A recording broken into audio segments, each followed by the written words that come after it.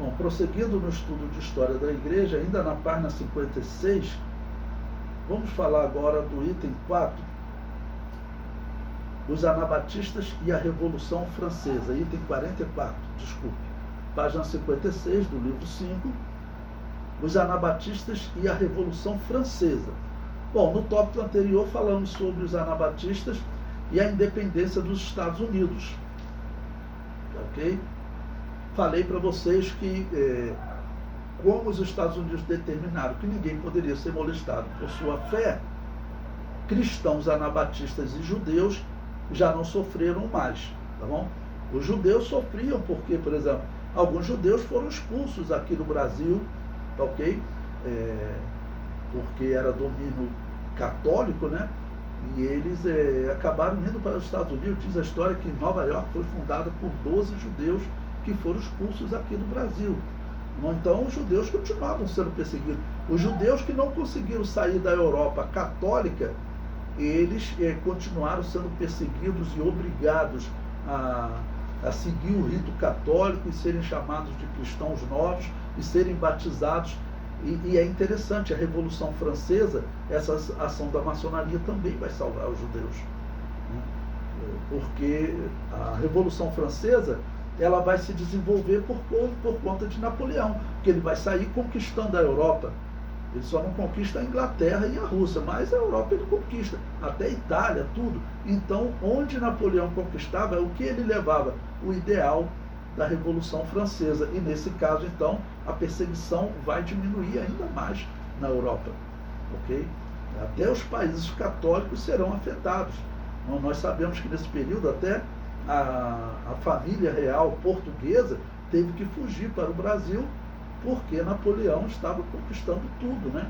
E esses países católicos, Espanha e Portugal, também caíram no domínio dele. E então, o que ele fazia? Ele levava esse ideal que nós veremos agora da Revolução Francesa, que é o mesmo ideal dos Estados Unidos. Na verdade, a França e os Estados Unidos trabalharam juntos. Se você vê aquele filme O Patriota, tem até a parte do filme que os navios franceses aparecem para ajudar os americanos, porque os americanos estavam lutando pela independência da Inglaterra, que era rival da França. A França falou, eu vou apoiar, porque a guerra lá está forte, eles estão resistindo, se eu chegar e apoiar, a gente dá uma pancada na Inglaterra, o meu rival vai baixar a cabeça aí. A França fez o quê? Entrou então na guerra e acabou ajudando os Estados Unidos. E como a história comprova hoje, foi realmente trabalho da maçonaria. A maçonaria estava por trás disso tudo, né? Bom, sobre a Revolução Francesa, eu coloquei aí para vocês o ano de 1799, ok? 1799. O comentário diz: Assembleia Nacional Constituinte Francesa, estabelecida após a Revolução 5 de maio de 1789 a 9 de novembro de 1799, ou seja, o período da Revolução, né? Essa Revolução, uma pausa aqui para explicar a vocês, ela vai ser uma luta contra a religião e contra a monarquia. Tanto que, se você procura os teóricos da Revolução Francesa, que eram os iluministas, né, os considerados iluminados, o que eles diziam? Diderot, por exemplo, você pode procurar essa frase na internet que você vai achar, é uma frase muito famosa, né, talvez a frase que represente a Revolução Francesa. Ele diz: só seremos livres quando nos livrarmos, só seremos livres quando o último rei for enforcado nas tripas do último sacerdote. Ou seja, só seremos livres quando nos livrarmos da monarquia e da religião. E por que eles estão fazendo isso? Porque a Europa foi devastada por guerras, né, entre católicos e protestantes. Já são quase 300 anos de reforma, desde Lutero, e as guerras foram constantes. Vocês viram guerra de 30 anos, guerra de 80 anos, diversas guerras pela Europa, e a matança continua. Nós veremos que, apesar dessa Revolução Francesa, ela diminuir a perseguição na Europa, em 1799, Mas nós encontraremos alguns países, especialmente católicos, continuando perseguindo. Né? Quando Napoleão cai, os católicos tomam conta de novo, eles perseguem novamente.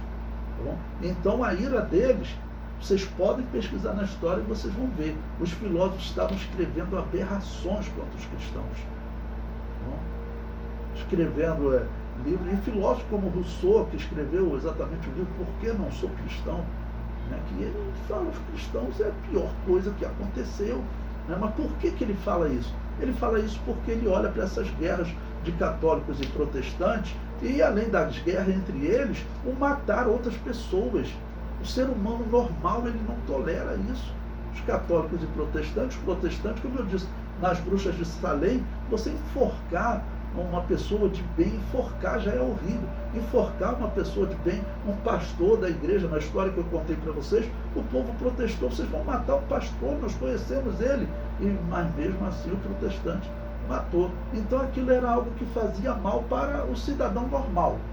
Você vai encontrar na sua vida pessoas que você vê realmente que são ligadas ao mal, e você vê aquele cidadão comum que ele às vezes nem sabe o que está acontecendo direito no mundo, mas ele não quer roubar o outro, ele não quer prejudicar o outro, tudo que ele tem foi que ele conquistou com o seu suor, ele não quer ver ninguém sofrer. Então, quando esses cidadãos comuns de qualquer país da Europa via católico e protestante queimando pessoas, enterrando pessoas vivas, eu contei a história para vocês de uma irmã na Holanda, que a Igreja Católica enterrou a irmã viva. E aquilo foi tão marcante para a história da Holanda, que a Holanda, ainda bem cedo, lá nos anos 1550 mais ou menos, ela proibiu a Igreja Católica de matar pessoas na terra dela, no território dela. Porque como é que você vai enterrar uma pessoa viva? Por quê? Porque ela era uma anabatista. Ok? Então, esse momento aqui é importantíssimo. Então, a Revolução, prosseguindo a leitura, aprovou a Declaração dos Direitos do Homem e do Cidadão, que estabelecia o princípio de que todos os homens nascem iguais e permanecem livres, com iguais direitos. Nenhum homem poderá ser molestado por suas opiniões, mesmo as religiosas. Como eu falei para vocês, aqui realmente a história comprova que a maçonaria está por trás. Mas, em primeiro lugar, porque a maçonaria era perseguida, ela está se protegendo, tá ok? Mas dizer que a maçonaria ela não persegue, isso é um ponto positivo, é porque a estratégia dela não é perseguir fisicamente, é perseguir intelectualmente, doutrinariamente, é corromper, é estar dentro das igrejas corrompendo, ok? O comentário prossegue. Estes são os artigos tratados na Declaração Original de 1789. Artigo 1º. Os homens nascem e são livres e iguais em direitos. As distinções sociais só podem fundamentar-se na utilidade comum. O primeiro artigo, então, estabelece a mudança que os anabatistas aguardavam desde que Agostinho iniciou a perseguição aos anabatistas no ano 411. Por quê? Se nós somos iguais, então o Estado ele não vai diferenciar daquilo que a Igreja Católica chama de herege, né, que ela tem então que punir, até matar essas pessoas, porque elas causam algum tipo de problema para o reino. Tá bom? Isso era o que acontecia antes. Quando começou isso? Em 411, com Agostinho de Hipona, quando ele conseguiu autorização para usar até o exército romano. Transformou as igrejas anabatistas, ou seja, igrejas que não batizavam crianças, transformou elas em seitas, em hereges, que até esse momento elas não eram, tá bom? Havia o confronto entre eles, mas elas não eram consideradas seitas. Foi Agostinho de Hipona que conseguiu e foi ele que começou a perseguição. Então, nesse momento, nos Estados Unidos e na França, está dando um salto tremendo, porque a perseguição ela vai diminuir ainda mais. O artigo 2º. A finalidade de toda associação política é a conservação dos direitos naturais e imprescritíveis do homem. Esses direitos são a liberdade, a propriedade, a segurança e a resistência à opressão. Os anabatistas foram expulsos de cidades por Calvino e Zwinglio por diversas vezes tiveram suas propriedades sequestradas, né? Calvino, ele chegou a colocar os anabatistas para fora de Zurique, deu um tempo para eles, falou: se vocês não saírem, eu vou matar todo mundo, né? Porque consideram ele misericordioso, porque outros simplesmente matavam, né? Ele ainda deu a oportunidade de sair só com a roupa do corpo. O artigo 3º. O princípio de toda soberania reside essencialmente na nação. Nenhum corpo, nenhum indivíduo pode exercer a autoridade que dela não emane expressamente. E prossigo. Na Europa, o Papa podia ordenar inquisitores que tinham o poder de julgar e condenar à morte. A lei francesa proíbe a Igreja Católica e as igrejas reformadas de exercerem esse poder. A Igreja Católica e as igrejas protestantes sempre julgavam, né? É herege, então mata. Vamos lembrar os tipos de julgamento. Eu mostrei para vocês julgamentos na Inglaterra, na Holanda, na Espanha. Tá bom? E quando eu contei um julgamento na Espanha, eu mostrei para vocês que a estratégia católica era a mesma das protestantes.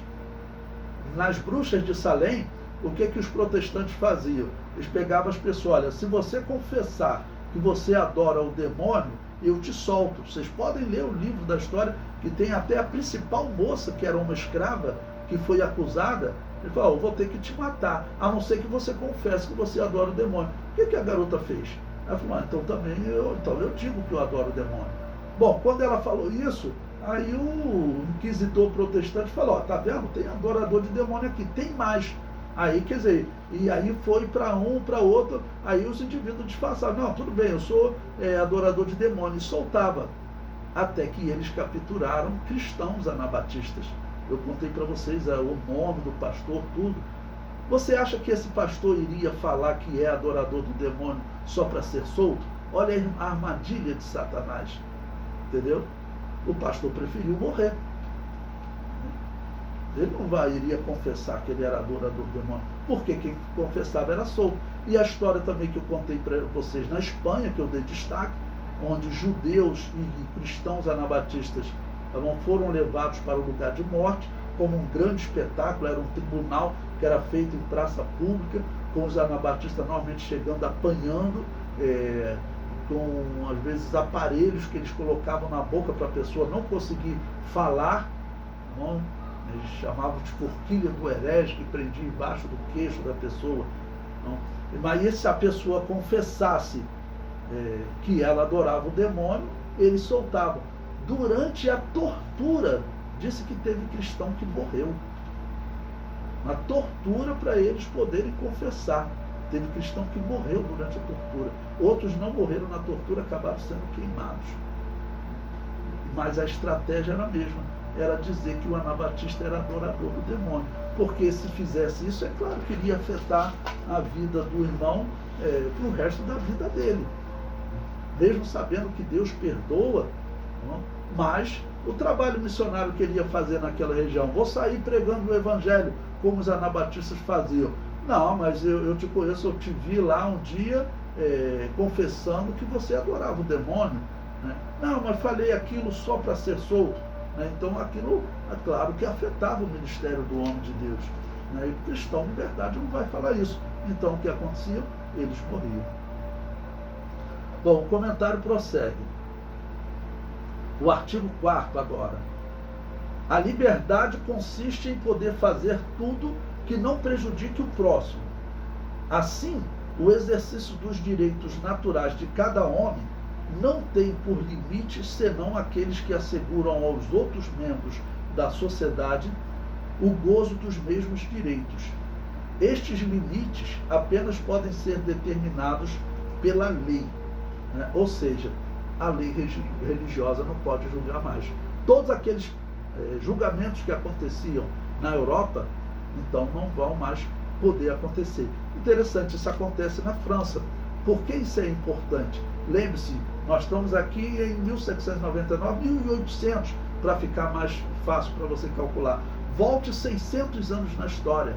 Lá em 1200, nós encontramos um grupo de anabatistas vivendo numa região escondida da França, que não estava no controle do Sacro Império Romano Germânico, E quando passou para o controle do Papa, eles descobriram essa igreja anabatista, né, muito grande. Na verdade, eram comunidades anabatistas vivendo escondidas nas montanhas de Lyon, na França. Okay? E esses cristãos, eles foram perseguidos duramente pela Igreja Católica. A Igreja Católica organizou a Inquisição para matar esses cristãos. Tá bom? E a Igreja Católica chamou eles de valdenses. Agora, esse mesmo país, tá bom? A França, ela cria essa lei, então, que vai acabar com a perseguição aos anabatistas ali na França. O comentário prossegue.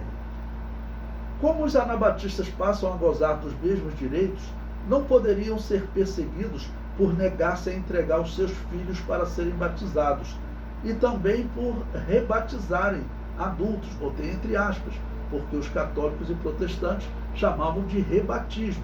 Lembra, rebatizar, né? Rebatismo é anabatismo, ok?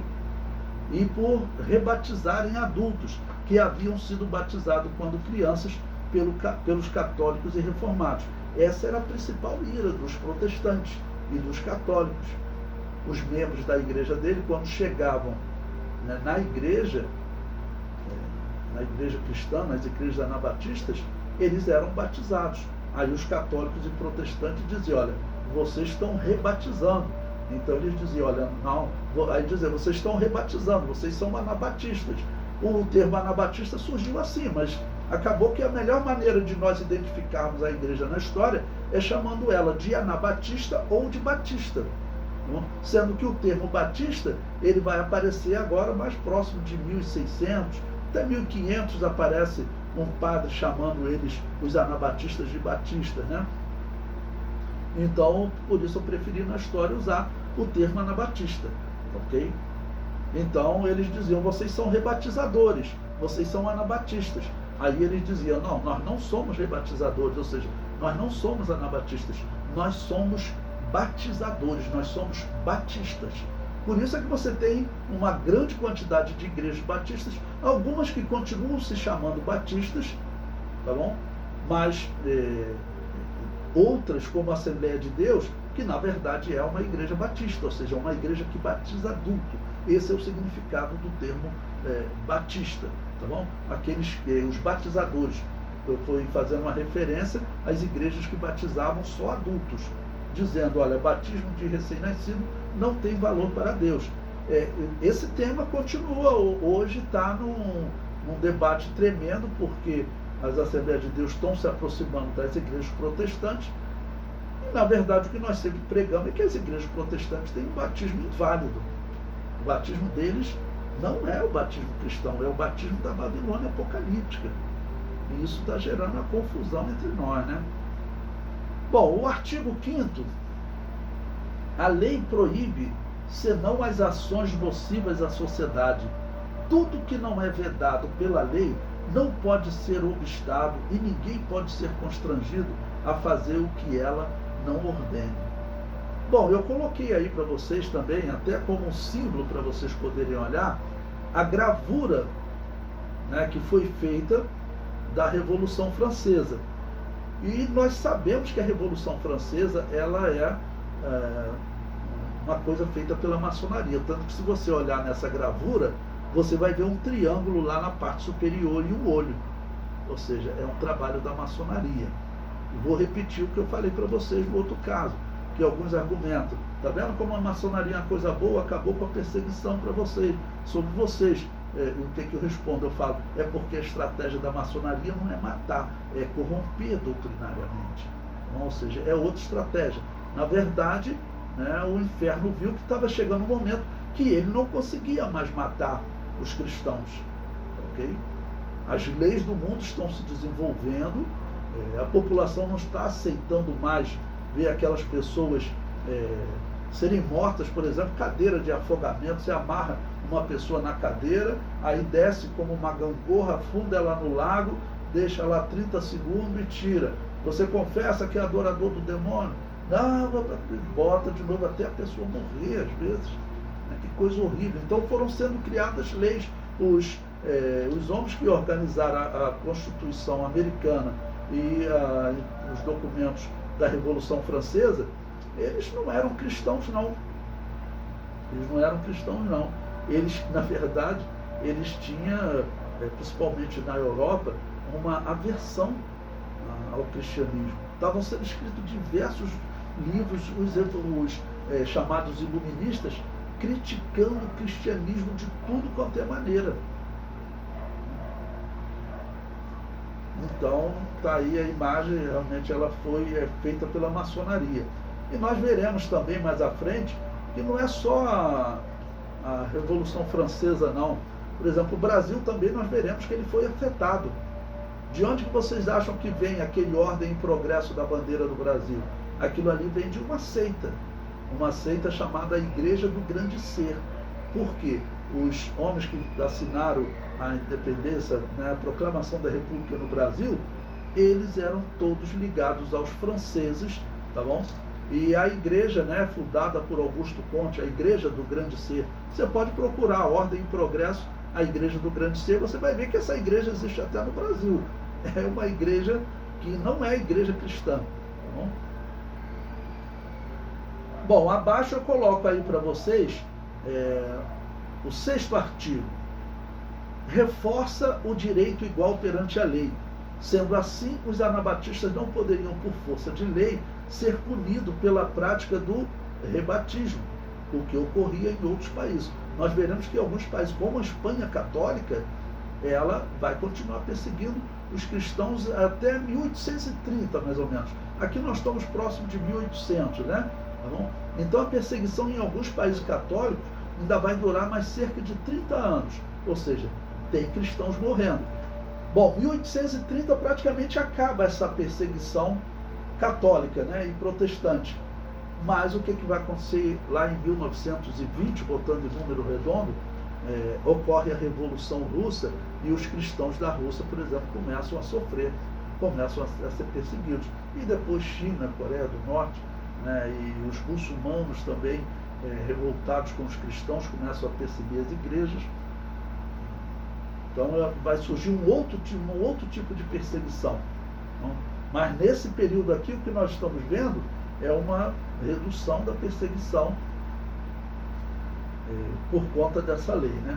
Bom, coloquei para vocês o artigo 7º, ok, da Constituição da Revolução Francesa. Estamos na página 58. Ele diz: ninguém pode ser acusado, preso ou detido, senão nos casos determinados pela lei e de acordo com as normas por esta prescritas. Os que solicitam, expedem, executam ou mandam executar ordens arbitrárias devem ser punidos, mas qualquer cidadão convocado ou detido em virtude da lei deve obedecer imediatamente. Caso contrário, torna-se culpado de resistência. Ou seja, proibiu qualquer tipo de perseguição. Quem é o foco disso aqui? Sabemos até pelos idealizadores dessa revolução, como Diderot. Eles tinham que se livrar da monarquia e da religião. Esse era o plano deles. Aqui vocês sabem que na Revolução Francesa nasce a esquerda nasce aqui. Vocês podem pesquisar que vocês vão ver. A chamada esquerda, ela nasce aqui. E o ideal da esquerda, se você colocar essa frase na internet, no Google, você vai encontrar uma série de pessoas fazendo uso dessa frase, por exemplo, aqui no Brasil, contra a religião. Eu já vi um repórter de Santa Catarina reproduzindo essa frase, ok? Que dizia: só seremos livres quando o último rei for enforcado nas tripas do último sacerdote. Ou do último padre, algumas traduções colocam assim, porque eles queriam se livrar dessa religião que vinha causando um problema tremendo para a Europa. Então, quando alguns me perguntam, eu falo assim: olha, é questão de consciência e questão de saber realmente quem é que eu vou dizer que são os seguidores de Jesus na história. Jesus sempre descreveu os seus seguidores como pessoas perseguidas, que seriam como ovelhas no meio de lobos. Esses são os cristãos, ovelha no meio de lobos. Aqui a Europa está criando lei para se livrar de dois lobos, a Igreja Católica e as igrejas protestantes. Essa é a verdade da história. Essa é a verdade da história. E por que eles faziam isso? O propósito é difamar o cristianismo. Hoje o cristianismo é difamado no mundo. Se você estuda em faculdade, se o teu filho estuda fazendo segundo grau, conversa com ele para você ver como é feito chacota do cristianismo nas escolas. Isso aí vai interferir na fé do teu filho, vai interferir na fé do jovem, lá da tua igreja, se você trabalha com jovem.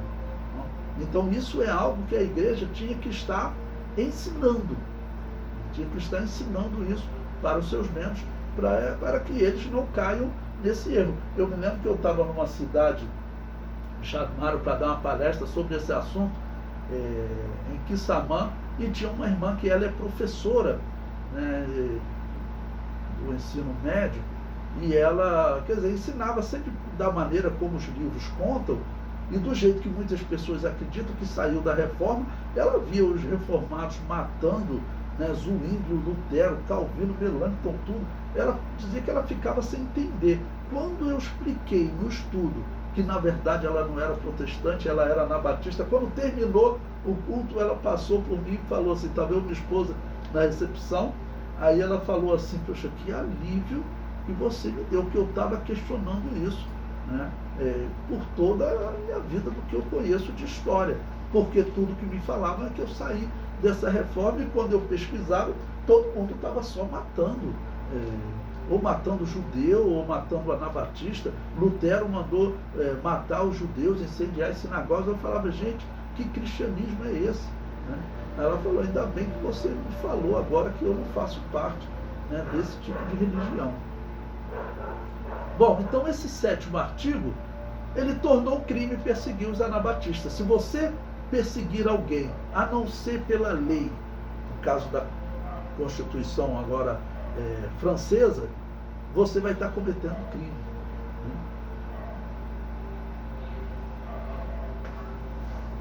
Então, prossegue. Perseguir os anabatistas se tornou crime.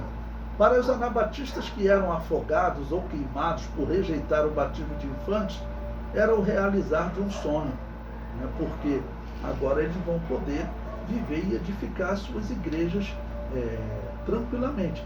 Vocês verão que a partir de agora, irmãos, principalmente de 1700, 1800, digo, o que mais você vai ouvir falar nos Estados Unidos e na Europa é de avivamentos e missionários sendo espalhados pelo mundo todo. Porque a igreja vai desenvolver liberdade para pregar o evangelho, e ela vai levar esse evangelho para o mundo todo. Os avivamentos, só os Estados Unidos, se você procurar na história, 4 grandes avivamentos da história americana. Começa nesse período de 1700, tá bom? E vai até, eles colocam até um 4º avivamento agora em 1960, mas principalmente 1700, 1800, é um período que ocorre avivamentos nos Estados Unidos, na Inglaterra, na Escócia, na Irlanda, na Suécia. Todos esses países vão sofrendo, vão vivendo avivamento. Você pode fazer pesquisa sobre avivamentos na história. Por que eles estão vivendo esse avivamento? Porque agora as igrejas católicas e protestantes não podem mais matá-los. Isso, você olhando para a história, você vê, é simples. O cristão que sabe o que significa ser cristão, ele vai se identificar com esses anabatistas. Eu duvido, conhecendo a história, que ele vai querer se identificar com Lutero, porque essa turma toda praticou aberrações, obras que não são de cristãos. Bom, separei também o artigo 10º, que diz: ninguém pode ser molestado por suas opiniões, incluindo opiniões religiosas, desde que sua manifestação não perturbe a ordem pública estabelecida pela lei. Ou seja, você é livre para praticar qualquer religião. Irmãos, se o cristianismo tivesse isso, né, desde lá em 64, quando Nero começa a perseguição, né, irmãos, o cristianismo, ele teria dominado as religiões do mundo, porque comparar ele com qualquer religião, o cristianismo vai superar fácil. Veja o que aconteceu com as igrejas católicas e protestantes. Pesquisa sobre elas na Europa e nos Estados Unidos. Elas estão desaparecendo. Porque, na verdade, não existe fé católica, não existe fé protestante. É uma fé que eles estabelecem como exigência. O católico, se tiver um país que é católico, oficialmente católico, o que vai acontecer? Quem nasce lá é católico. Na Argentina é assim. Ou seja, é uma religião que ela é imposta. Você nasceu católico. Tudo isso vem daquele conceito do reino de Deus. Você está vivendo o reino de Deus, de Apocalipse capítulo 20. Então você nasce no reino de Deus, você já é cristão. Nesse caso, para eles, você já é católico, que eles pensam ser cristianismo. Ok? Então eles tinham esse conceito. Bom, agora eles, vamos dizer, com essa lei se espalhando pelo mundo, eles não vão mais poder perseguir as opiniões religiosas. Então, nesse momento, o que vai acontecer com os anabatistas? Eles vão ter liberdade para pregar. Por isso, nós veremos, nós estamos estudando o ano 1800. As décadas seguintes são décadas, né, de avivamento, de igrejas crescendo, okay? Fazendo obras missionárias, surgindo, né, juntas missionárias, tudo por conta dessa liberdade. Tá bom? Então, ninguém pode ser molestado por suas opiniões, incluindo opiniões religiosas. Ou seja, a Igreja Católica e a Igreja Protestante, elas já não poderão mais exercer essa perseguição. E, por exemplo, eu conversava certa vez com um católico, uma pessoa muito lúcida da empresa, e nós conversávamos exatamente sobre essa questão de religião, né? E ele falava assim: Levi, eu concordo com todos eles, realmente eu olho para a história, é horrível. Mas eu penso que nós católicos hoje não podemos ser julgados pelo que eles fizeram. Eu falei: olha, com certeza, mas ninguém está julgando, eu não quero julgar nem aqueles católicos, nem outros católicos, você, nem protestante, nada. A questão é doutrinária. Por que eles perseguiam? Era porque existia uma doutrina. Existia uma doutrina chamada doutrina da guerra justa, que foi desenvolvido por Agostinho de Hipona, que a Igreja Católica usou para organizar as cruzadas, as inquisições, e a mesma coisa os protestantes fizeram. Então havia uma doutrina. A questão qual é que nós temos que realmente examinar para encontrar a igreja verdadeira? É ver a doutrina. Você pode ver os anabatistas, todos os escritos deles os descrevem como pacifistas. Os anabatistas, eles eram pacifistas. Quando a Igreja Católica iniciou a Inquisição lá em 1200, você não vê nenhum anabatista pegando em arma para se defender. Eles fugiram. Eles fogem. A mesma coisa você vê nesses países, né? O que os cristãos lá da República Tcheca fizeram? Eram centenas, milhares de cristãos que saíam caminhando pela Europa, tá bom? Para, quando chegar na Alemanha, aquele grupo que ficou muito conhecido ali com o Zinzendorf. Então eles faziam isso, eles fugiam, porque eles diziam: Jesus me proibiu de pegar em arma. Cristão não pega em armas nem para se defender. Nós somos como ovelha no meio de lobos. Então existia essa igreja. Olha, se existia uma igreja que matava, meu amigo, eu falo o seguinte: não combina com as palavras de Jesus. Não combina. É por isso que eu digo que a igreja, a Assembleia de Deus, está numa furada tremenda nessa aliança com essas igrejas, que ela exercia aquela matança baseada em uma doutrina, a doutrina da guerra justa. Nós temos escritos de Lutero, de Calvino, de Melanchthon, todos eles defendendo essa doutrina. A igreja pode matar para implantar o reino de Deus. Essa é a questão. Mas eles pararam de perseguir. Bom, como eu disse, ninguém vai ser julgado pelo que eles fizeram. Estamos julgando a doutrina e julgando o que eles pregavam. Por que eles não matam hoje? Eles não matam porque, olha aí, a Revolução Francesa, a independência dos Estados Unidos, falou: não queremos mais matar. Então, na verdade, os católicos protestantes, eles jamais chegaram à conclusão que a doutrina da guerra justa de Agostinho de Hipona estava errada. Tanto que até hoje, Agostinho de Hipona é um deus para esses homens. É a pessoa mais falada entre os protestantes. Só que nós sabemos que esse homem acreditava em purgatório, ou seja, era um pagão. Não podemos chamar ele de cristão. Mas os protestantes quase consideram ele um santo igual aos católicos, né?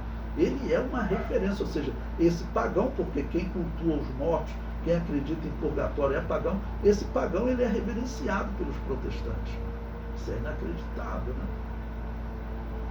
Bom, vamos ao artigo 11º. O artigo 10º é maravilhoso, está dizendo: a opinião religiosa não pode mais ser punida. Não?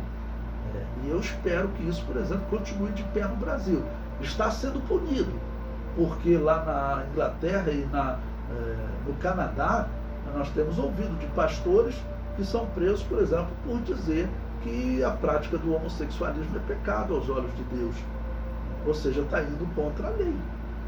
Essa lei aqui francesa, junto com os Estados Unidos, ela vai criar a base da ONU, que vai também dizer que ninguém pode ser molestado por sua fé. Então, se existe uma opinião religiosa, essa opinião tem que ser respeitada. Ela não está causando nenhum mal a ninguém, não está agredindo fisicamente, isso é uma opinião. Okay? Eu ouço os homossexuais terem opiniões aí horríveis sobre os pastores. Não? Isso é opinião, né? Se ele não vier dar um tiro na cabeça do pastor, ou se um cristão não for lá dar um tiro na cabeça dele, quando nós estivermos no campo da opinião, por lei, isso tem que ser respeitado. Está sendo desrespeitado no mundo? No mundo comunista eu nem falo, porque não existe isso no mundo comunista. Aqui eu estou falando no mundo capitalista, no mundo democrático. Não? Isso está sendo respeitado no mundo democrático? Não, como eu citei, Inglaterra e Canadá, que prendem cristãos que têm a opinião que o homossexualismo é pecado. E por isso eu falo que no Brasil, se nós estamos caminhando aí para o caminho da direção do mal, para o mundo piorar cada dia mais, as guerras aumentarem, as doenças aumentarem, vocês sabem que cada guerra que aconteceu sempre teve uma doença depois da guerra. Olha a Primeira Guerra Mundial, logo veio a gripe espanhola, que soldados levando para um lado para o outro do mundo, os vírus se espalharam. As pessoas que estão doentes numa determinada área, onde tem um vírus que ali de repente desaparece, essa pessoa entra num avião hoje e transmite esse vírus para um monte de pessoas que vai se espalhando pelo mundo, ou seja, se espalha muito mais rápido. A guerra, ela faz isso, né? Porque é um local de muitas pessoas feridas, e os tipos de bactérias, vírus que podem, né, ser contraídos ali. Bom, vamos ao artigo 11º. A livre comunicação das ideias e das opiniões é um dos mais preciosos direitos do homem. Todo cidadão pode, portanto, falar, escrever, imprimir livremente, respondendo, todavia, pelos abusos dessa liberdade nos termos previstos da lei. Irmãos, interessante que a lei, ela muitas vezes, ela é louca. Os homens que escrevem a lei, né? Vou tocar num ponto até delicado, mas nós cristãos temos que ter coragem para tocar nesses pontos. Vocês lembram aquele atentado terrorista lá na revista Charlie Hebdo, né? Aquela revista Charlie Hebdo, por exemplo, ela faz um tipo de sarcasmo, né, que ofende as pessoas. Ofende as pessoas. Então, por exemplo, eles fizeram sarcasmo com o profeta Maomé como um ator pornô. Você não faz isso. Você, tudo bem, critique as ideias, critique doutrinariamente, ou até algum comportamento violento, mas por que se faz isso? Tá bom? E essa forma de expressão da Charlie Hebdo, ela é comum, ou seja, a lei permite que eles façam isso, né, porque é uma agressão à religião. Pois bem, quando a Charlie Hebdo começou a fazer isso, ela fazia contra os cristãos também, charge que eu não gosto nem de lembrar que eu olhei, tá bom? Porque na época estava, e eu ia dar até uma aula, eu dei uma aula sobre isso, então eu tive que ver a charge coisas horríveis. Pois bem, o que aconteceu? No meu entender, esse é um tipo de agressão. Bom, você já não está falando, não, a minha doutrina diz isso, eu sou contra a tua doutrina que diz isso. Agora, quando você coloca um profeta como ator pornô, peraí. Pois bem, os muçulmanos na França entraram na justiça. O que o juiz falou? Olha, Isso aí é liberdade de expressão. Bom, os franceses foram lá e mataram, né, aqueles repórteres, uma coisa horrível, infelizmente fizeram isso. E aí depois o que ocorre? Um comediante muçulmano resolveu fazer uma comédia com aquele atentado. Ou seja, a sua liberdade de expressão nesse caso não funcionou, ele foi proibido. Então, no meu ponto de vista, eles deveriam ter proibido antes. Olha, isso daí não é. Por que você está com esse pensamento, né, colocando um profeta como ator pornô? Isso aí é alguma ideia que você tinha, alguma doutrina que vem ser discutida? Não, você está só agredindo. Então, nesse caso, eu entendo que eles não deveriam ter autorizado. Né? Bom, o comentário prossegue. Em todos os países conquistados por Napoleão, eram implantados os ideais de liberdade e igualdade estabelecidos na Revolução Francesa. Foi assim, em 1797, ao conquistar a Itália, Napoleão ordenou que derrubasse todos os guetos, que eram os locais onde os judeus ficavam isolados, né? E todas as leis discriminatórias. O alvo de Napoleão era tirar o poder da Igreja Católica, tanto que ele chega a prender o Papa, né? Eu continuo. Por tabela, ele protegeu os judeus e os anabatistas. Tá bom?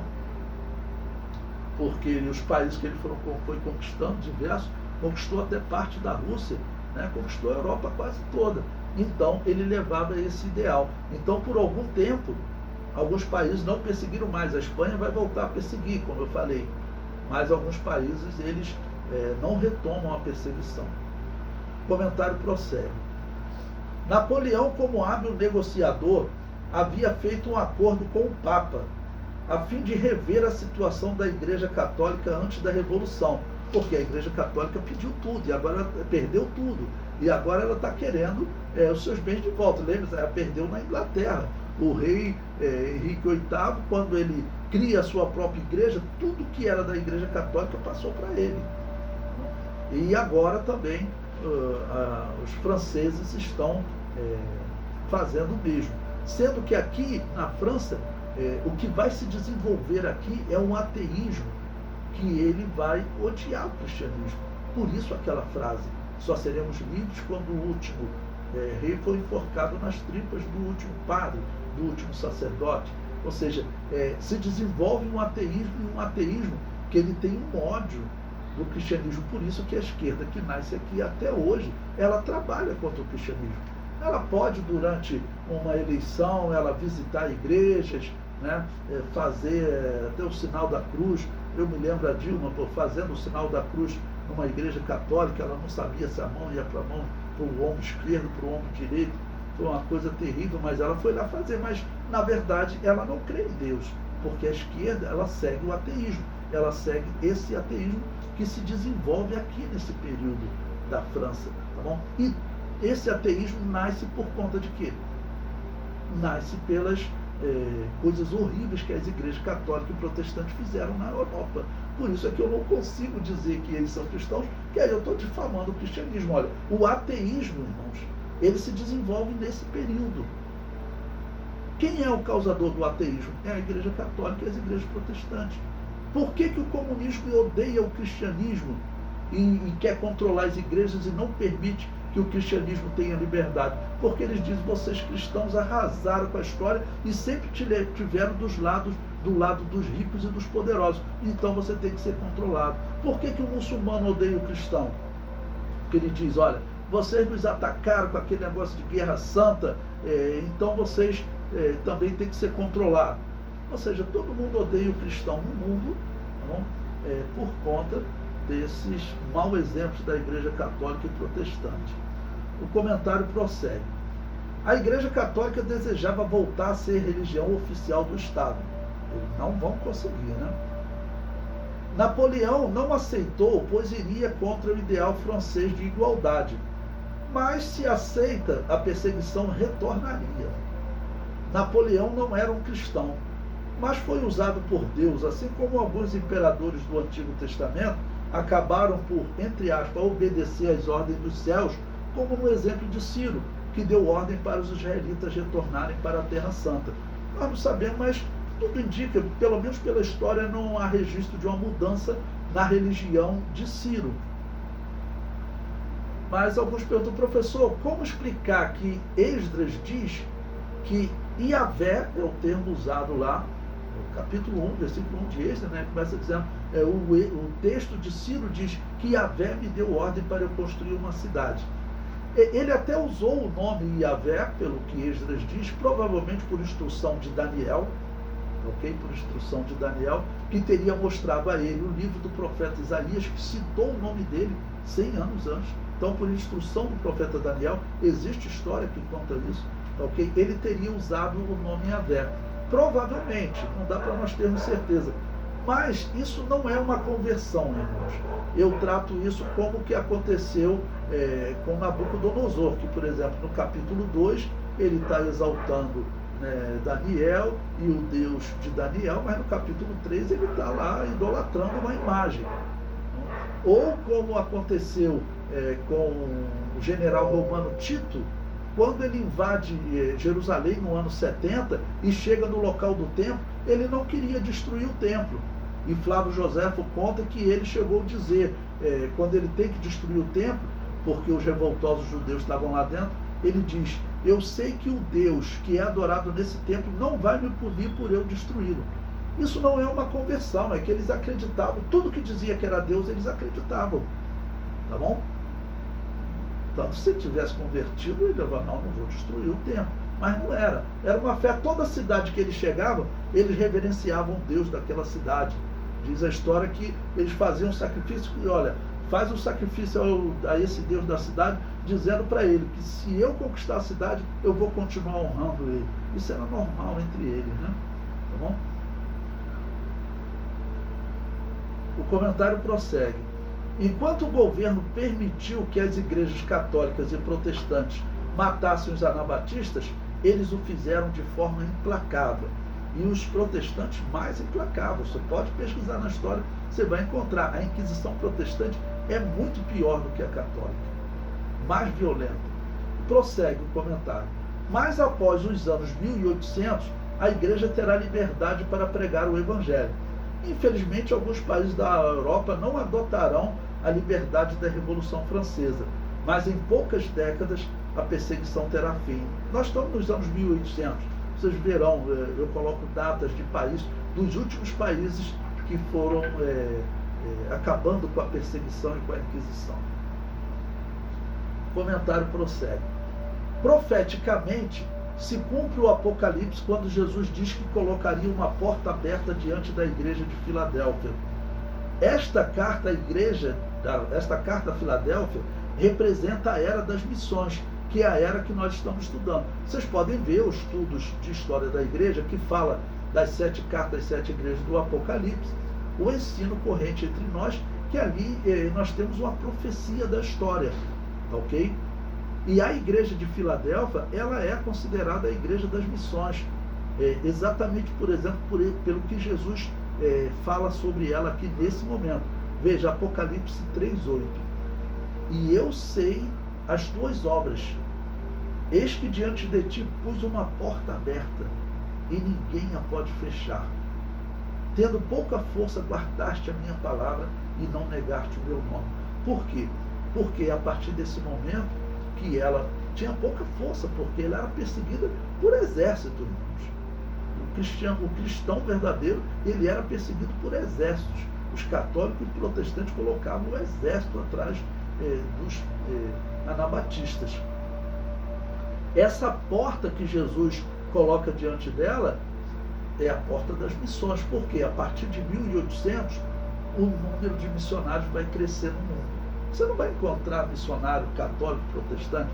Missionário protestante, quando você vê, foi enviado um missionário protestante. Na verdade era o seguinte, os países, por exemplo, da África, onde os protestantes dominavam, vamos citar a África do Sul, um exemplo horrível, foi dominado pelo calvinismo holandês, tá bom? Não sei se vocês sabem, pode pesquisar o que eu vou falar para vocês. Foi o calvinismo holandês que desenvolveu aquela teoria desenvolveu a lei, chamado apartheid, que era uma lei de segregação racial aos negros da África do Sul. Por quê? Porque os protestantes diziam que os negros, o mesmo que eles falavam para os índios dos Estados Unidos, eles eram predestinados ao inferno, que eles eram raça inferior. Irmãos, essa é a pura verdade. Até os católicos acusam eles disso. Os católicos dizem, olha, nós tratamos os índios aqui do Brasil mal, mas nem se compara com o que vocês fizeram com os índios americanos e com os africanos, ok? Porque vocês diziam que eles eram filhos do diabo, eram predestinados ao inferno, que eles não tinham salvação e que podia matá-los, podia escravizá-los, podia tudo. A escravização foi dirigida por protestantes, uma coisa horrível, irmãos. Nos Estados Unidos, os protestantes vão fundar aquela Ku Klux Klan, que era um grupo de supremacia racial, que existe até hoje e é presidido até hoje por protestantes, por batistas protestantes. E por que eles fazem isso? Porque eles dizem que são predestinados. Aí aqui no Brasil, você encontra, eu vou mandar para vocês um recente professor da CPAD, que escreve revista de escola dominical, tá bom? Ele se declarou protestante. Uma coisa horrível. Uma coisa horrível. Ele se declarou protestante. Ou seja, vai ensinar a doutrina protestante nas Assembleias de Deus. Ele está declarando, eu vou colocar depois o link para vocês lá no grupo, e vou até provavelmente fazer um encontro sobre esse tema. Ou seja, está se tornando protestante. Está apostatando da fé. Vão estar apostatando da fé. Essa igreja que matava, hoje não pode matar mais. Essa igreja que matava, agora a Assembleia de Deus chama ela de um exemplo de doutrina, tá bom? Um modelo de doutrina, uma referência doutrinária. Isso é uma coisa horrível, né? Mostra que a igreja de Jesus realmente está cega.